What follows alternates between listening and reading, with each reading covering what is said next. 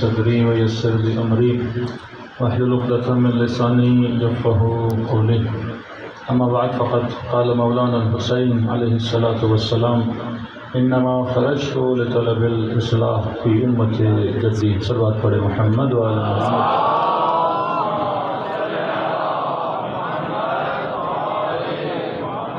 دعا ہے پروردگار عالم ہم سب کی عبادتوں کو اپنی بارگاہ عالی میں قبول فرمائے، وہ جو مقصد زندگی مقصد عبادت لے کر فرش عزا پہ آتے ہیں خدا ان مقاصد میں بھی ہم سب کو کامیابیاں کامرانیاں نصیب فرمائے۔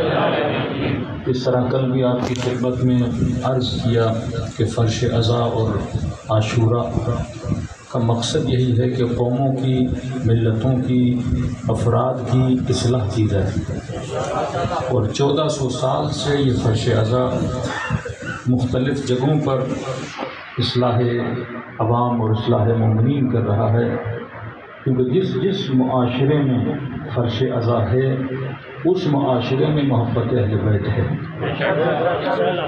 وہ بستی جہاں کوئی مجلس نہیں، جہاں اہل بیت کے چاہنے والے نہیں، وہاں پہ آپ کو اہل بیت کی محبت بھی نظر نہیں آتی۔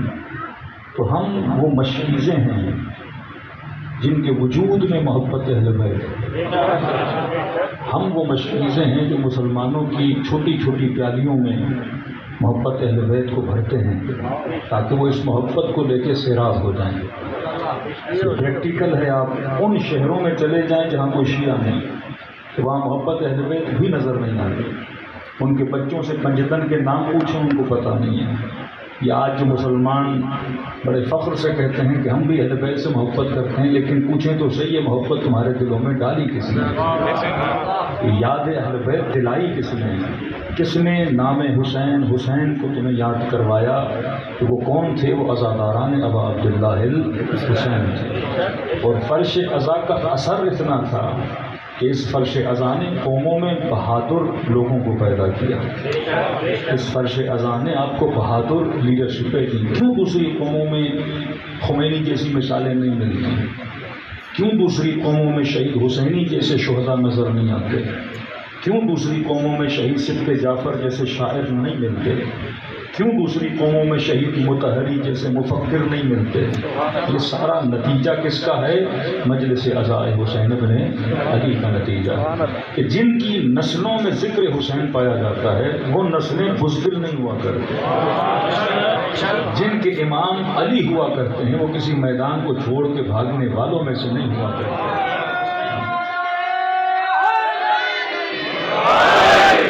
یہ فرش عزا ہے جس نے ہمیں ہمت بھی دی، جس نے ہمیں عزت بھی دی، جس نے ہمیں وقار بھی دیا۔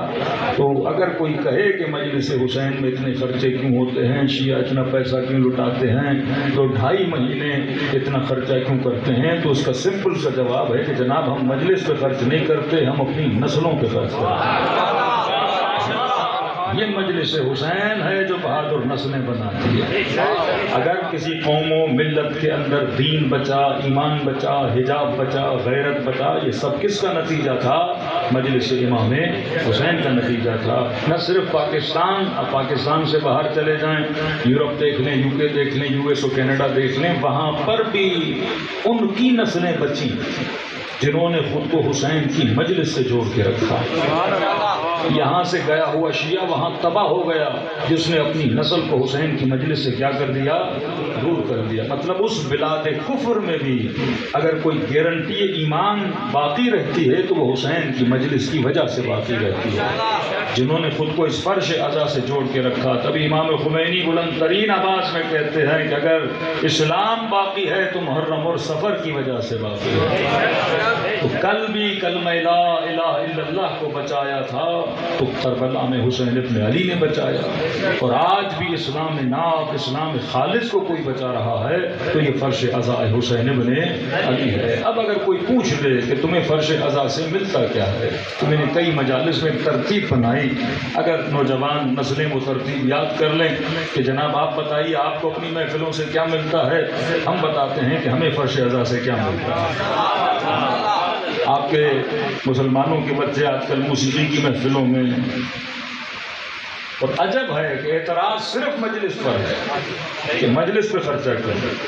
یہی حکمران سنیما بناتے ہیں، اس پہ کوئی اعتراض نہیں کرتا۔ اربوں روپے ایک سنیما کو بنانے پہ لگا رہے ہو، اس پہ اعتراض نہیں ہوتا۔ بڑے بڑے مال ہیں اسلام آباد میں، 3D سنیما بنائے ہوئے ہیں، کوئی یہ نہیں کہتا کہ اتنا خرچہ یہاں کیوں کیا جا رہا ہے، اس کو اپریشیٹ کیا جاتا ہے کہ بچے سنیما میں جائیں۔ اسی اسلام آباد میں کتنے کنسرٹس ہوتے ہیں، ایک ایک گویا 1-1 کروڑ لیتا ہے، لیکن اس پر کوئی اعتراض نہیں کرتا کہ بچے وہاں کیوں جا رہے ہیں، کیونکہ وہ نظام شیطان ہے، وہاں جانے کی بھی اجازت ہے، اسے پروموٹ بھی کیا جاتا ہے، لیکن سارے اعتراضات کس پر ہیں؟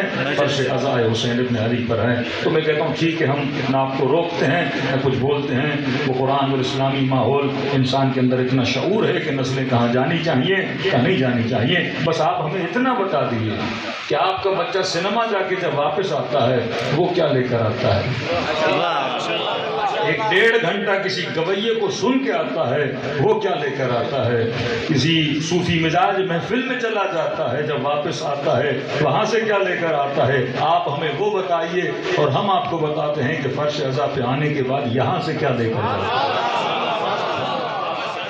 فرش عزا نسل کو کیا دیتی ہے؟